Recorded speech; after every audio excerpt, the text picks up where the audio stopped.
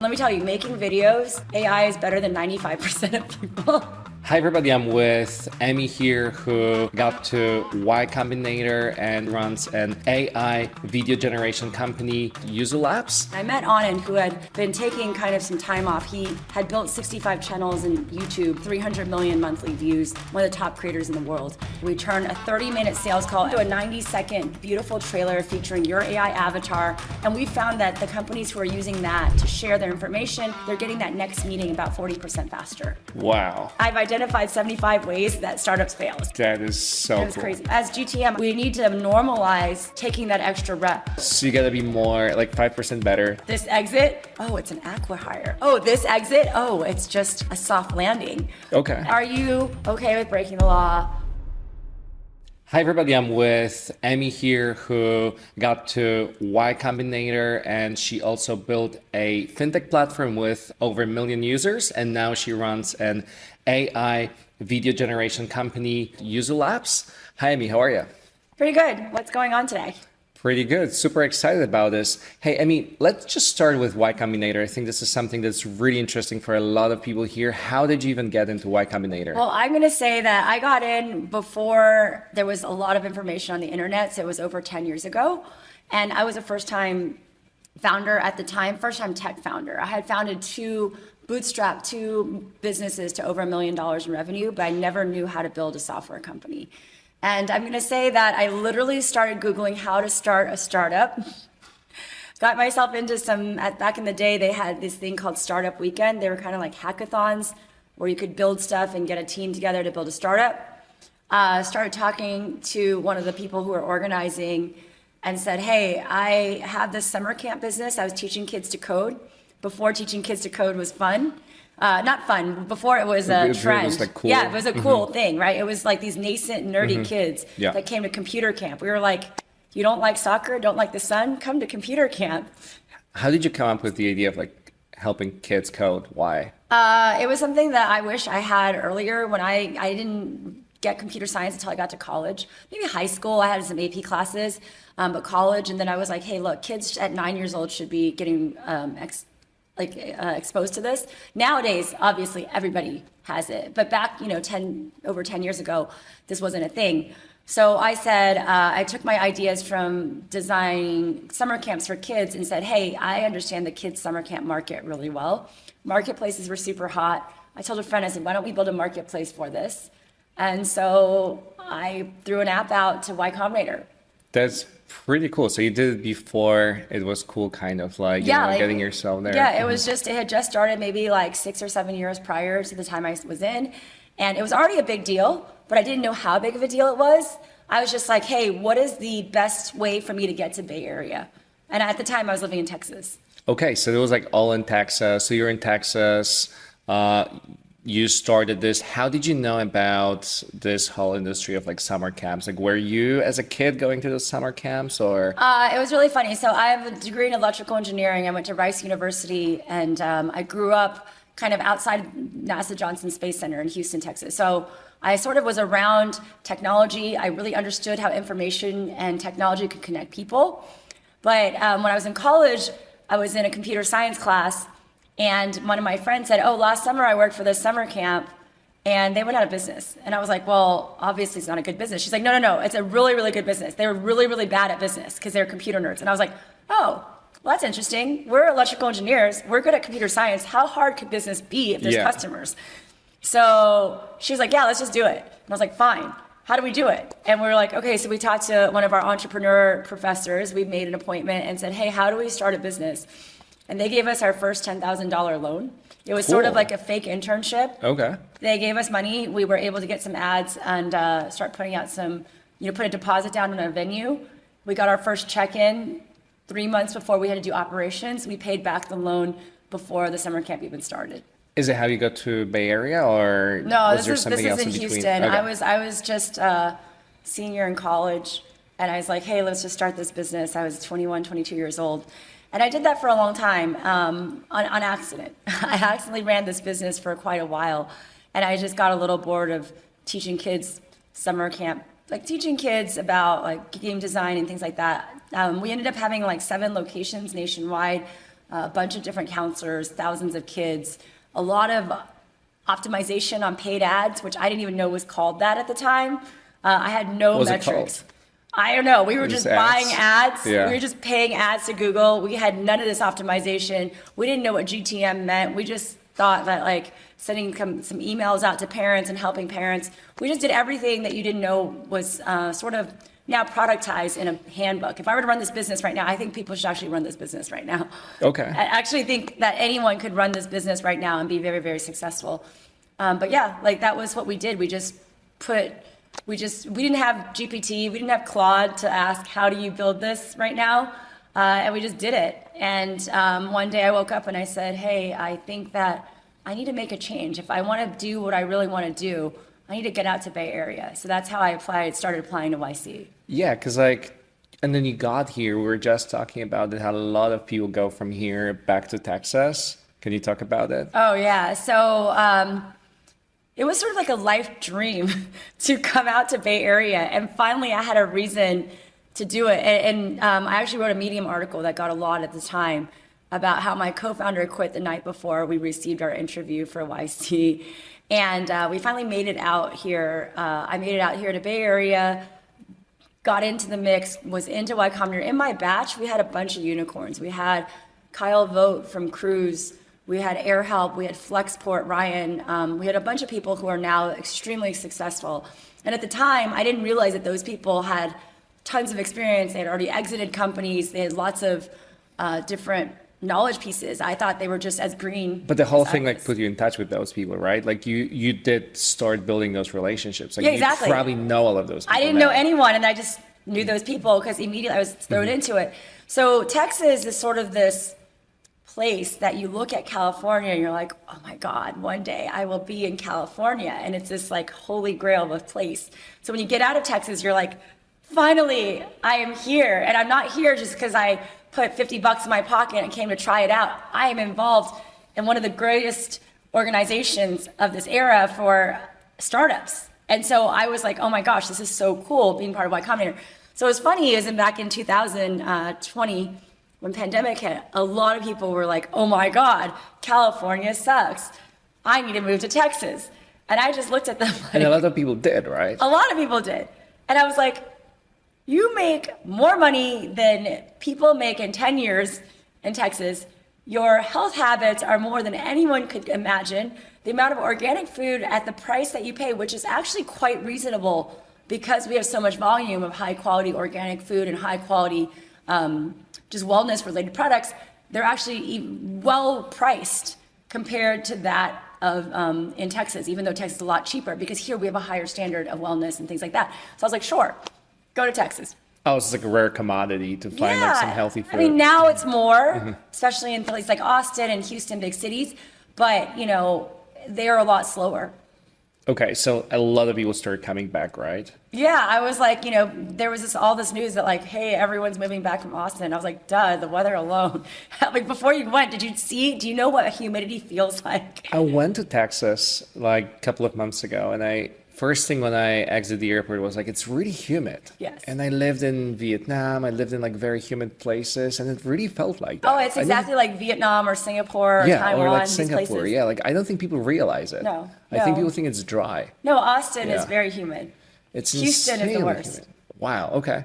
So this whole experience got you in front of people from Y Combinator. You got into like the right circles. I'm sure you're like really well connected now in Bay Area because of this experience. Yeah, well, yes and no. So, you know, being a first-time founder, you're kind of thrown into the world and the veil gets unveiled. It's like your dream. It's like you never need to meet your heroes, right? Because then this beautiful extreme gilded experience gets peeled away and you're like, oh my gosh, this exit, oh, it's an acqui-hire. Oh, this exit, oh, it's just a soft landing. Oh, this is actually closing down. Like you start learning about all the nuances and all the tricks and you start seeing through all the media. Like I lived in LA most recently and I can tell that every media piece is completely contrived. Everything, social media, it's not real, right? Hollywood is not real, as long as you know that.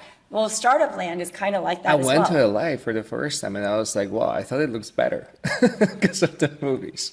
Exactly, because LA looks really good on movies, but in person, it's amazing. Yeah, I was like, hey, this is not as great. And I think San Francisco if you take that culture, it's actually people talk so much negative about it. It's actually an extremely beautiful place filled with extremely beautiful and creative people. What are some of those things can you talk more about those things in startups that you've learned, like all those tricks and tips and things that people outside of the startup world or outside of Bay Area might not know about? Yeah, absolutely. Like, every day of my life, being an entrepreneur in Texas, I felt like I was such an anomaly. Like, not just anomaly being like I'm like a kid genius or I was famous or anything. I was like, no, I'm a freak show. People You think like I a do. weirdo? Yeah, I'm a weirdo. Like, what do you do? It's Like, weirdo. It's just like I go through life and they're like, what are you doing having a sandwich at the store at 1 o'clock? Are you rich? And we're like, no.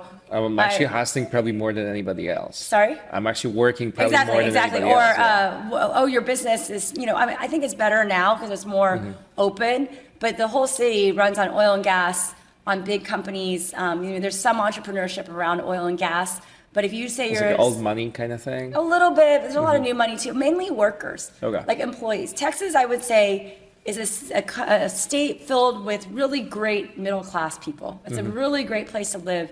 And if you want to be not a middle-class person that goes and gets a job, saves your 401k, buys a house, has kids, and just goes and does the grind, then it's extremely anomalous. Do you feel there's like more differences between people here, like in terms of like wealth? I mean, levels? here, let's say even if you're in the upper middle class, let's call it upper middle class, and you have a job and you've worked at Apple or Google or whatever, you're still fully cognizantly aware of all the entrepreneurship around you and all the different, startups that happen in garages or all the new things because you live here. And I feel like those people are really helpful and open to it. Like Exactly. when I approach people from those companies and they are really willing to help. Like Of give me a course. space, give me a, like, hey, we need a space, and they're gonna let us use the space in their company. Or they're gonna be like, I'm gonna give you sponsorship, things like that. Exactly, because it's a big culture of understanding that we all work together in the same ecosystem, whether you're at a mega FANG company or you're like here, which, early stage startup. Even like our office is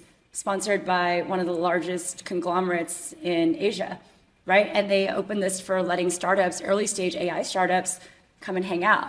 That's really insane ecosystem. And I hear this from everybody coming here of like how supportive it is. Exactly. I feel super grateful to be here every day because they know that, we need this ecosystem. We need people like us. So now I feel like even though I'm still doing my craft, I am sort of this supported individual that people care about what I do in the world. Whereas if you're outside the Bay Area, you're sort of like, what are you doing? You don't have any money. You're not making any money. Why are you not having a job? Why are you staying up late coding? What are you even doing? And why are you posting on LinkedIn 10 times a week or whatever, and your Twitter is going nuts? You must be psycho.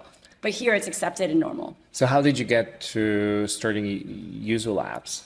Okay, so this is a long story. So I met Anand during COVID. I was looking at the different creator economies and looking at the opportunities within that space. Living in LA, because it has a lot of space in LA for COVID, and it was really beautiful to have the hikes and the nature and oceans and things like that. And I met Anand, who had been taking kind of some time off. He had built 65 channels in YouTube, 100 videos a day, 300 million monthly views, one of the top creators in the world.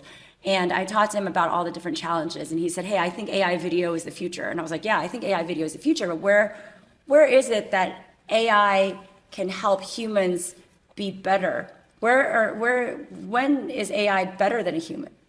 And there's so many things that AI is better than, and there's so many things that humans are better for. And let me tell you, making videos, AI is better than 95% of people. Definitely editing. 100% in editing, AI is better. Shot selection, storytelling, distilling content, AI is better. And so how could I put all these pieces that for someone like Anand, who's a highly skilled editor who understands the pieces, how can we program an AI or train an AI to say, these are the elements that make for good videos? And we're not here trying to make the next Titanic, which is completely based on art. We're here to say, how can we do information transfer? How do we share value to other people in the most efficient way? So how do I share my product and show you the value of my software product in a way that you can see it and immediately see value so that your brain starts moving? How can I share my personal story with you through the lens of my software product?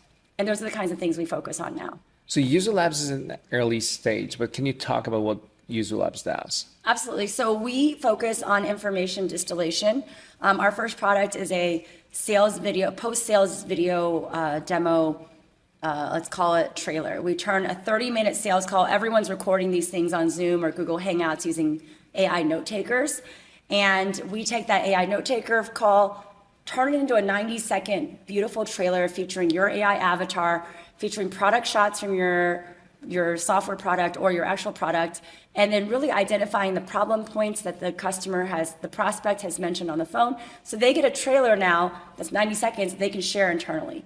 And we found that the companies who are using that to share their information, they're getting that next meeting about 40% faster. That's really cool. And that's the thing I got excited about, right? So we did shoot a video of me, and then it's just that you copy paste the link from like your Fathom recording or something like that, or Fireflies or whatever people use. And then you basically have this ready video that people can watch based on the sales call that they were participating in, right? Exactly. So if you're a good salesperson, you have a formula that you go through for 30 minutes where you're doing discovery, you're getting the customer, you're kind of leading them down this enthusiastic pathway. So your prospect at the end of the call is like, yes, I really want to buy this, but I got to talk to 3 more people. Now then, they got to show it to them, right? They're exactly. Gonna forget. They can just show the video and say, hey, I had this really great call. Instead of me talking about it, why don't you just watch this 90-second video? I actually know this is a really good thing in sales. Like, I know one of the companies we've been working with, what they did is that they were sending Loom videos of themselves after sales calls for the other team members within those companies of buyers so that they can sell it that way, because another person you're selling to is not going to be as good of a salesperson as yourself. Like the internal person in the company. That's really cool. And so you have like a script. Is it like predefined of how it's going to be in every video, or how does it work? It's not super predefined, but we do focus, just like a good sales call across organizations is going to have a similar structure of like discovery, problem, solution, show you realizing objections, things like that. We sort of have a system that we've identified that works really well. And then we go from the transcript and fill in the pieces from the transcript. So every piece is unique and custom to that particular call. And then we take the unique shots that you have taken on the call. So if you demoed a certain piece of the software, we pull that piece, things like that. So every piece is very unique and edited immediately on the spot. And then it's like an avatar talking over this. Yeah, it's an avatar of yourself, because you don't have time to film. Yeah. No, maybe we can like show now, or like, like for the, in editing, show like a couple of seconds of this video. That would be pretty cool to actually including it right now. We had a shot of me recently, so that was pretty cool. Yeah, we could show that. Yeah. Hey, it's Matt. This is an example of an AI generated video of me, just an AI avatar, not a real video of me talking. Okay, so how does the technology work? Like, how does it work from like a tech perspective? Like, how does AI work behind it? Like, can you explain it in layman's terms? Yeah, absolutely. So we look at ourselves as the most valuable piece of all these. We think all the different models of video generation, from avatar, lip sync, VO3 for different scenes, and pulling pieces out of your product. These are all assets, and the orchestration or editing of all these assets together in a way that makes sense, that is our real core power. And then also the intelligence that we have on what makes a video sticky and emotionally connecting, so you want to buy the product, right? So how can I make that sales call 90-second trailer so emotional that you're like, I got to buy this right now? And that's really where our secret sauce comes in. And that has to do with Anand's ability to see edits from both the script style and the scripts and the actual visuals that he's done over 10 years of making YouTube videos. So we put all that into our AI to kind of make it better for everyone. That is really cool. When you talk about this, when you say that you see the future in AI and videos, and that's what you guys figured, it just reminds me of another interview I had with founder of a tool called Omakase. I'm not sure if you heard of it. What they do is like e-commerce voice. And then it was the same assumption he had. He's like, the future of e-commerce is going to be probably in voice. And then he just betted on this, and it's just started taking off in the recent months. So I feel like it's similar way of thinking about it that you have. Is like, hey, I'm just going to bet on this. This is future. But then you have so much more experience and intuition, right? You know what things don't work, like how startups fail, how startups win. Can you talk about some of those blueprints? Yeah, so I was talking to a VC recently, and he's like, look, actually, it reminded me of the Tolstoy quote that said, every happy family is the same, but every unhappy family is unhappy in their own way. Well, in the startup world, we flip that. Every successful startup is unique in its own way, and every unsuccessful one fails the same way. So this VC had said, I've identified 75 ways that startups fail. So do not do these 75 ways Yeah, of he said how 75 startups ways, fail. and he's like chasing a big deal, thinking the big deal is going to save you. No, it's like overthinking the problem. Founders who disagree on things and can't resolve them. There's like 75 things that he's Can identified. you list all of it? I can't list all of them. I can Just send you the joking. thing. They're called anti-patterns. The anti-patterns by Itamar Novik, and you can Google that. But yeah, there's 75 ways that companies fail that he's identified based on his experience of seeing 1,000 deals a year, because he does see 1,000. So like what you do is you're trying to maneuver in a way where you're just avoiding those 75 things and do everything else? So not true, because that's like playing dodgeball where you're just dodging the ball. Oh, yeah. Now, if you just dodge the ball in dodgeball, you cannot win. Yeah. So you have to dodge the have to ball. grab the ball You have sometimes to be and throw it as offensive. well, yeah. Correct. So offensive being offense side, Yeah. not offensive. So I would say in the concept of every startup that is successful is unique in its own way. You've got to find what your unique path is. So it's really interesting. When I was in between startups and ideas, I was thinking, what do I like to do? What does the market need? What can I do with credibility? Is it kind of like ikigai? Yeah, it's like an ikigai kind of thing. Okay. It's like, what are your capabilities that you're better than anyone else at? What drives you significantly, and how does the market? What's the biggest market that you can go into? Is this a part of your GTM framework of how you're thinking about GTM? Well, this is sort of how you pick the company, right? But if you were to say GTM, you also can apply that principle to which customer you want to go to. So we decided to go for the B2B customers because we decided B2B customers, they get funding. They do deals that are anywhere from $30,000 to $50,000 a year. Even if you're a SaaS, $200 a month, you get $2,000 a year. It's a pretty good deal. Yeah. Versus a content creator who needs 10 million views to make You need a huge scale, and they're exactly. going to probably try to save on those Exactly. $7 that they might or might not Exactly. pay you. They're saving on $7. Whereas a SaaS company, or even like you call it a FANG, a company, they don't care about $300 or $500 because it's going to help that salesperson get that second meeting 5 days earlier. Well, that 5 days means that there's 10% more sales for that year, which is huge. So those are the kinds of things we thought of. So when we were looking at markets, we decided that. So I guess with your GTM strategy, identify what your niche identified markets are and who you know to get those, right, as fast as you can, and then try to find that, find those people around that area. What do you mean, who you know to get those? Okay, I would say that, like, unfortunately, GTM, especially when you're starting out, and a lot of these people listening to this podcast could be starting out their business, you've got to be saying who you know. You might say, I know nobody, but I'm going to tell you, if you're in the business that you are as an IT consultant, that you worked at a big consulting firm, even if you had 25 friends on your LinkedIn, they probably all are in your field, or they're friends of people in your field. And you've got to go to those people first and say, hi, friend, I am doing this now.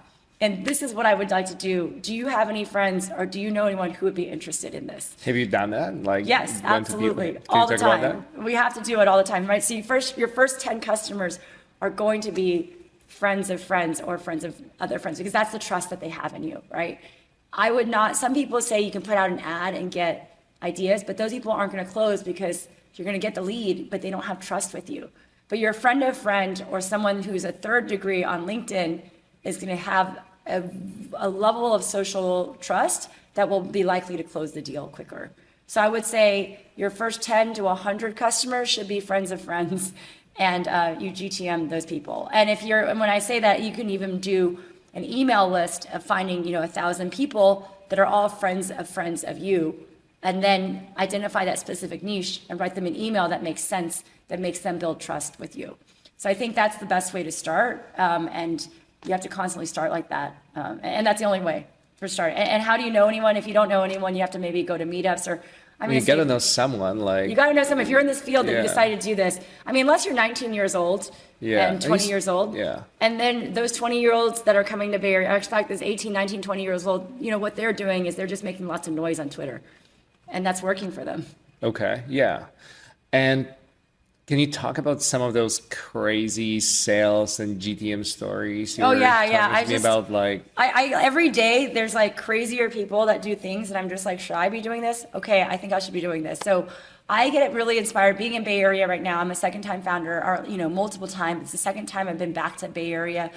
I considered myself a little seasoned. There's a whole movement of these like 18, 19, 20-year-old kids who've decided not to go to college, which fine. And even Palantir, I think, made an announcement that said kids don't need to go to college. They can come here and work, and I'll give you a equivalent to a degree. So these two guys recently, I read, pretended they were DoorDash employees.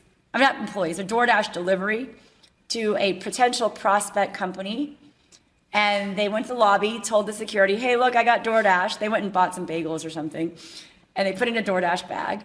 And they got let up. He said the security didn't even look. They just like wooed them up. So they go up to the building and they immediately hid in the restroom because they had no idea what to do. They're like, we got it. What are we supposed to do now? So in the restroom, they were like, okay, we'll go to the break room and mill around and hopefully find a potential salesperson that looks like a salesperson. And then that person may bring us to their boss. That's what they did.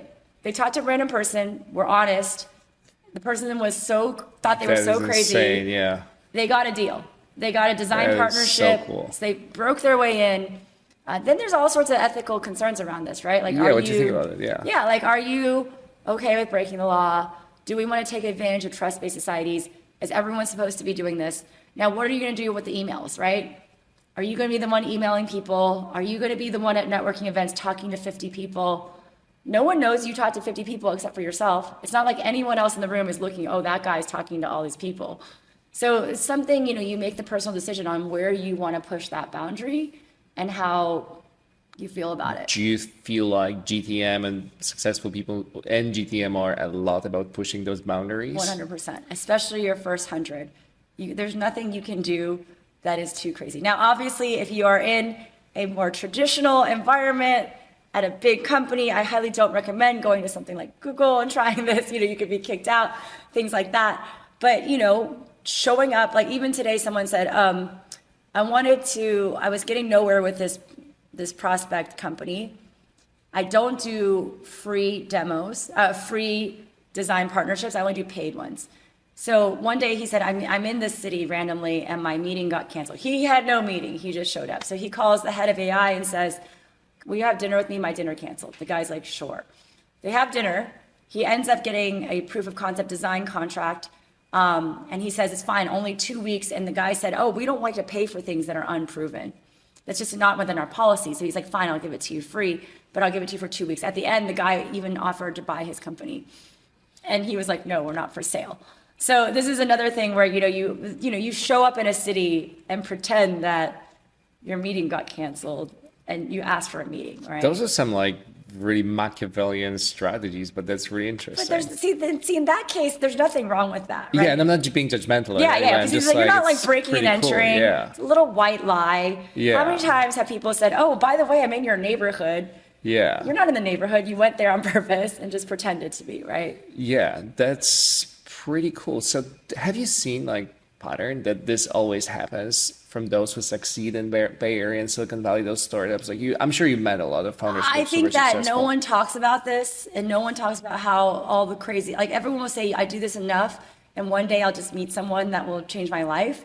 And you gotta just do these things, right? Yeah. And then sometimes you just get an email that literally changes your life, or you walk into someone that changes your life. And so it's just taking more shots. It's going up to bat more and just taking more hits. Yeah, I just talked with one guy who also shared with me that what he did is because he couldn't afford going into expensive conferences in Vegas, he would always stand there in the lobby and just catch everyone leaving. Easy. Things no one like cares. that. No one cares. I think I saw something today that there was this company that gave donuts out to all these other companies in Bay Area. They had a truck filled with donuts. How much was that? Maybe $5,000, $3,000, less than anything, right? It's super cheap when it comes, especially if their ACV is $50,000, $100,000. Who cares about sending $3,000? They sent these donuts to every office in town. And so a candidate wanted to interview, and he was the head of growth. He sent them donuts and said, hi, I'm an interviewer for growth. I loved your campaign. And this company posted this on LinkedIn and said, I immediately called that guy for an interview. That is a next level of marketing. This is unseen. I feel like and it costs what, $25 to send some donuts to someone? Who cares? And it works. Yeah, because all you have to do is 5% more than other people. He didn't have to send a $500 item. donuts or whatever on DoorDash. He clicked a button and Yeah. said, here. Yeah. So you gotta be more like 5% better, 10% yeah, and better, it was more cute, right? aggressive. It was saying like you did the donut campaign. I want to work for you, and here's donuts to you, right? So that was why it was kind of interesting. It wouldn't have been interesting if he sent him like cookies. Yeah. It showed they were caring. I'm going to tell you one more thing is that I'll just bring it in. I really like Taylor Swift. Obviously, a lot of women my age. She was on a big podcast this week, and her now boyfriend literally went on his own podcast and said, I went to the Taylor Swift concert, and I thought I made her this bracelet with my phone number on it because Taylor Swift has these friendship bracelets, and I thought I could go to the stadium where I play, for the entire fall, for the last 5 years, I play in that stadium, that I would know the people, and I could go to that concert, get behind stage, and give her this bracelet. Fail, obviously, because he was so entitled that he thought he could just walk in.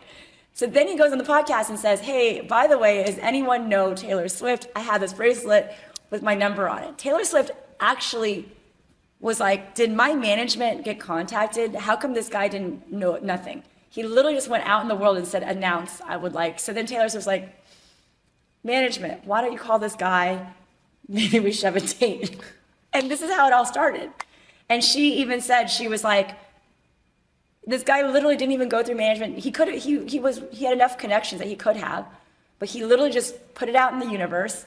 She heard it, and she said, how come you knew that this is like what I've been writing songs about since I was in high school, about this kind of gesture? And he's like, I listen to your songs and I know what you like. Wow. And this is, one of the most successful pop stars in the world, and obviously it's a good match. But if you're just selling something and someone wants what you have, you just have to do that. And all he did was make a bracelet and announce it on his podcast, and it got news. He was nobody, by the way. I mean, he was somebody in the football realm, but for people like myself who don't watch football, I don't know who he is compared to Taylor Swift. That is so cool. Crazy. It's crazy, right? And so, as GTM, I think we need to normalize just putting yourself out there and being okay with it and just taking that extra rep, just go. Like, if you don't feel like it, just take that extra rep, just get it out there. Because do you feel like there is something blocking people from doing that? Like they are afraid of being judged? 100%. Because people judge that, right? You Yeah. send a cold email and like, screw you. Why would you send me a cold email? People get angry. So that kind of repels people from doing that more. But if you send spam, people get mad. But at the end of the day, people are just, I think it's even crazier that in a world filled with spam and just noise, the more human you can come off as, and the more genuine you can come off as. And let me just tell you, if you're selling something that they honestly need, then you can come off pretty genuinely, because people do need what you have to offer. Now, if you're like selling some car warranty, automatically, spamming people. But if you want to do that, people want to help. We're all human, and especially in the era of AI, we want to connect even more. So everyone's willing to help you. Maybe it's also imposter syndrome. 100%, it's imposter syndrome. I went to actually a talk in Bay Area, in San Francisco, private club, fancy people who spend a lot of money, men and women. It's like a lot of money to get into the club. Yeah, it costs a lot of money to be a member of this club. And then it's this talk from the Imposter Syndrome Institute. That is such a cool and the fact random, that it exists, right? And it makes sense. It makes sense. Everyone in the room dressed beautifully. Actually, compared to my world of startups, everyone in here is beautifully dressed, organized.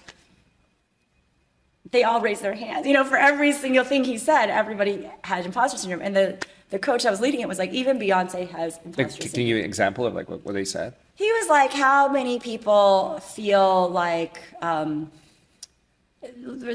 you hear a talk and you have a question, and then you think, okay, I'm not going to ask this question because I feel stupid asking this question. But then everybody feels the same way. Okay, and then someone asks the question, and the speaker's like, great question, that's super insightful, and you're like, damn. I was just asked that question. I'm gonna give you a scholarship now. Correct. That's this great question. Because this guy asked the question that you were too scared to ask. Everybody has done that before. Dang it, that was the question I was going to ask, right? But that person took the step forward.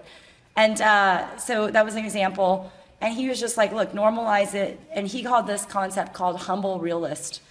And he said, a humble realist, humble doesn't mean you're lowering yourself. Humble is just being accurate with where you are, acknowledging where your strengths and weaknesses are, in a realist environment and saying, I'm always going to learn from the humble realist opportunity.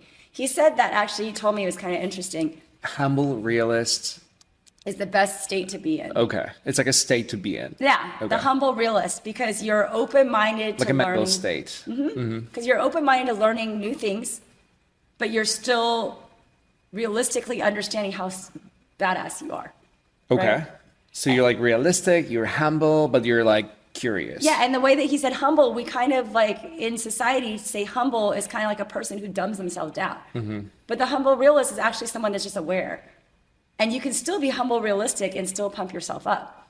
And he actually said something interesting. He said the person who sandbags themselves, that's overtly under, like, you know, there's those people in the world, that's a form of ego also. So he's like these delusional, super narcissistic people, that is ego. But that's also ego if you're like telling yourself down. Correct. You're like, because it's a way of showcasing, oh yeah, I'm good enough, but I don't want to show the world I'm good enough, so I'm going to dumb myself down. Ooh.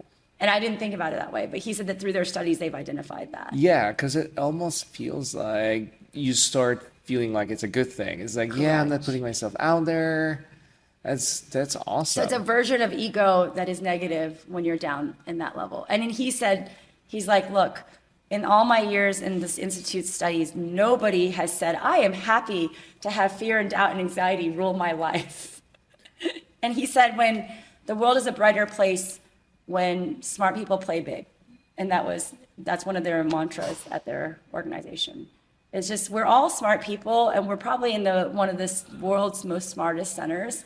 And we can just all learn and grow from each other without being egotistical and, you know, filled with narcissism and not filled with overly sandbagging ourselves, then we can all grow together. When you talk about things like that, it makes me think of events you're organizing. I feel like it's kind of the vibe. I don't know. I've never been to your events, but it makes me think of those. So, you know, one of the emotions I had as a second time, let's say back in San Francisco, the first time I was in San Francisco, I was very, very caught up with being a founder, looking like a founder, eating like a founder, doing all the founder things. What does it mean, just for those who don't know? You know, like just work out and barely talk to friends, work 15 hours a day, sleep, you know, from your eyes open to the eyes closed, you're looking at a computer screen, always burning yourself out like I need to get more on the to-do list. Now, do I work a lot of hours now? Yes. Do I think about things from the moment I open my eyes to the point I close my eyes? Yes. But am I happier? A little bit of life. Correct. I'm happier. I'm incorporating all the other elements of the beauty of San Francisco. And I'm also saying, hey, look, the only way I can be successful long-term is if I'm successful internally with myself. And that's the only way that we're going to push this company to be successful. So you put yourself first. Like, correct. Heal yourself first kind of thing. I'm not saying that you have anything to heal, but like first, like take care of your health, focus on yourself. It's like put on the oxygen mask on yourself before you can help others. And I'm going to say, you know, using Figma as an example, Figma, the guy started when he was 19 years old. He's 33 right now with his exit. It's one of the best exits ever, but at 14 years. It's a lot of time, 14 years to be eating, living, breathing one company as the lead. And what do you know when you're 19 years old? They didn't have a product until they were 23 years old. 4 years in, they had the product. And so I have a movement we're calling the Upgrade Reset movement. And the premise of that is that you upgrade your devices when you want to refresh. If your internet dies, you just reset your router and it works. So can we just upgrade ourselves when we feel like we need a little refresh? And can we reset ourselves when we're not working? Meaning like I'm too tired or my brain's foggy. Can I just take a reset? And a reset can be as simple as a 10-minute walk, even taking a glass of water. It doesn't have to be a whole 6-month sabbatical or going to Burning Man and doing all sorts of substances and hanging out. It can be meditating in you don't need to go Vipassana for 10 days and not talk. Yeah. A reset can be a 5-second snap, and I'm in a reset space. So it's sort of what I'm kind of working on. And it's also good for myself because let me tell you, startups are hard because you are finding, like you said, every unique and successful startup is successful for a different, unique reason that no one can give you the playbook on. Okay, that's interesting concept. There's no playbook on it. You have to find the unique opportunity of the problem that you're solving, and you need to find lots of people who support that, and you want to keep doing that. But it sounds like your recipe, in a way, or one of the things that you find being kind of like underlining reasons for success is making sure that you are feeling good and that you game yourself well. Like, I'm not sure if game yourself is the right term to use, but like you like master yourself first. Like, Absolutely, absolutely. And what we are in, especially in a creative industry like AI video, which I recently started looking at what are my company's missions. And I said, especially in the age of AI, we need to be the most creative format of ourselves as possible. And so we are the only ones that can create and understand the problems that need to be solved. And so we need to listen to a lot of people who will tell us they want faster horses and you have to go out and build the car. I love that, yeah. Right? Because you ask people, they're going to say, I want faster horses. So you could go and build some super genome for breeding horses, or someone can come up with a car. And so how do you come up with a car when everyone's asking for a faster horse, right? And that's the value of being in the startup world and being innovative. And by the way, there's no direct path. It's all iterative. Like it's all, let me just build this, let me try it, let me go this, let's this, and this. It's all iterative. It's the where you come up with today. Yeah, because you sometimes don't even know what people are doing. Like you said about the guy from Figma. Like what did he didn't have anything for like 4 years, right? It's like there's no product. He made a meme. He was making memes, and then he was making fonts on his memes. And then he's like, wait a second. It's like, what are you doing with your life? Well, yeah, exactly. He made a meme generator that had like fonts, I think, on the storyline. And then he realized like, wait, if I put fonts on a meme, this is kind of interesting. I could do design like this. So it's like, that's like redefining what people would think about like pivoting. It's like completely different thing. And I feel like that's what you did with Yuzu Labs as well, right? Like you started with like one thing and it kind of yeah, like we're still figuring itself. out like where our opportunities are. Like we, you know, maybe I have a fail of like, I mean, this is maybe me changing faster than because I know better that I can kind of, maybe this is to my fault, right? We need to go a little longer with it. As soon as I see a thing is not going where it needs to be, you just kill it and change it? I kill it and change it. Now, there's probably some, you know, where is that length of time where you see it doesn't work and you can keep going on it?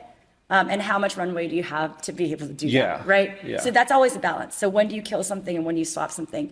But we started identifying some major leaks in our funnel, and we saw some of our competitors who raised a lot of money, and we saw their game was just a GTM, a CAC to LTV ratio, and we saw there's a lot of holes in their business, and they had a lot more, they were a little bit ahead of us because they started, you know, maybe 2-3 years before us. And we said, okay, that's a path that I can see the future of. And so, can you talk about what company it is, or is it like just I would say we started to sort of like as AI creator tools to make, let's say we started with B2B software founders as thought leadership and DIY to make some product explainers. And we started realizing that there's a lot of tools out there and people don't want to do any work. Yeah. It's not that, yeah, we took 2 hours into 2 minutes, but that 2 minutes is not the amount of time, it's the mind space required to energize, like the energy of trying to make a video. They don't have any more energy. So it's, yeah, you saved from 2 hours to 2 minutes, but the energy was not being compressed because they still had to think. So we said, what can we do to make their thought process less? And we're like, where do we have a treasure trove of unlimited like even content? less. Even less. Like you don't need to think at all. Just Yeah, like you don't we even think. grab the thing you already Because have. Like if you tell created. someone, hey, I only have 10 minutes, but if they have fun during that 10 minutes, that 10 minutes could be 60 minutes. It's more about the energy of mind space. Is this arduous or is this fun, right? And what we were building is something that we compressed time, but it was still arduous because we're talking about people who don't know. This is very painful for them, right? So we said, okay, where are all the opportunities where people have a lot of information and it's really hard for humans, but it's really good for AI? And so distillation of information. So if you have what we call verbal vomit, all this data, for a human to take that data, analyze it, and come up with very clear, specific thoughts around it in bullet point format to be very succinct is extremely hard. Super hard. It took me like days to explain what I'm trying to say when I'm trying to pitch my product. Yes, exactly. And that demo day, YC practice is days. However, AI is really freaking good at that. Because that's what AI is. It's an amalgamation of all this data, and if you ask it and you prompt it the right way, you can say, hey, AI, I'm going to tell you about my business. I'm going to verbal vomit everything. Just give me back in 2 sentences. Oh, that's not quite right. Do it this way. And then So all just of a like sudden, work with it. You have like a sparring partner. correct. And AI does that extremely well. So if we actually start understanding the patterns by which people's quote unquote verbal vomit, And then we know that we start with something like sales videos or sales demos, which everyone's sales demo is generally the same pattern. Then we can start learning how to distill that into a very compelling and sharp product. And we chose sales enablement to start because we think that's an area where anyone, if you can enable a salesperson to close faster, that's very valuable. The other parts that are, I think, very valuable in a business are maybe product and engineering. So that's why things like Cursor, Windsurf, Lovable, they're speeding up the product development time. That's why they're growing so fast as well. And we actually think that videos have even more broad range reach than these, let's call it code editors, AI code editors. We think video AI as a way to share information is the future. It's not for the people who are already making videos. It's for people who never even thought that video could be the means to talk about.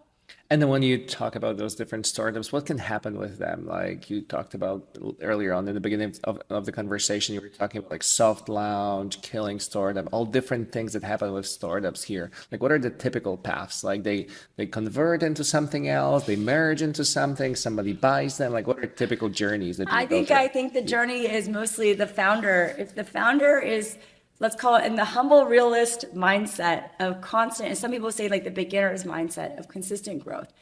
You might get lucky with enough iterations that you hit. Actually, I would say not might. If you consistently are in the humble realist model and you consistently talk to customers and you are building products and you're thinking like, I want to build a car, not the faster horses, you will find the solution. Now, along the way, most people burn out, they run out of money.